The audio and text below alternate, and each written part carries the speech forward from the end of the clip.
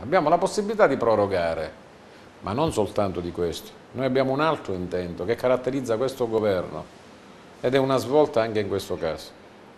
Vogliamo assicurare il lavoro a questi 22.500, sappiamo che la gran parte degli enti locali si reggono sul lavoro di queste persone, sappiamo che mancano molte persone negli organici degli enti locali, lavoriamo per la stabilizzazione di queste persone, perché ci sono da 20 anni, perché ci sono da 13 anni, lo possiamo fare, perché al tempo stesso abbiamo bloccato le nuove assunzioni e lavoriamo perché insieme alla stabilizzazione la Sicilia nel tempo, approfittando ovviamente dei naturali pensionamenti, raggiunga una proporzione tra dipendenti pubblici e cittadini e popolazione che sia simile a quella delle regioni del nord. Non solo, ma mettendo insieme i servizi che sono l'ufficio tecnico, la polizia urbana, le ragionerie di più comuni vicini, questo vogliamo fare col consorzio dei comuni, il libero consorzio dei comuni, riduciamo il personale.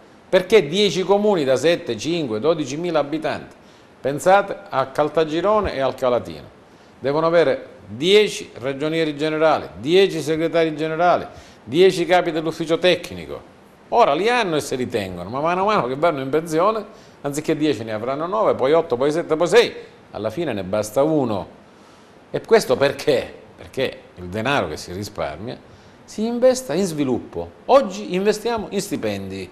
Non abbiamo margini neppure minimi per aiutare un'impresa ad insediarsi, per fare promozione a un produttore di arance piuttosto che di uva, piuttosto che di olio, piuttosto che di vino. Domani promuoviamo l'impresa privata che dà 4 volte più lavoro che non la pubblica amministrazione. Come dire, resistiamo alla tentazione di far lavorare solo i nostri amici o di assumere solo i nostri amici, perché magari ci danno il voto in cambio, e facciamo sì che l'impresa privata invece selezioni e assuma i giovani che oggi sono costretti ad emigrare, che si sacrificano di più, che hanno studiato di più, che vogliono lavorare di più. Il merito piuttosto che il favore, piuttosto che lo scambio politico elettorale clientelare, che quanto di più indecente ci possa essere. Ecco, questo lavoro è difficile, nel frattempo saremo attaccati, aggrediti, criticati, talvolta ignorati, ma è l'unica strada che possiamo seguire, che vogliamo seguire e che seguiremo fin quando Dio vorrà.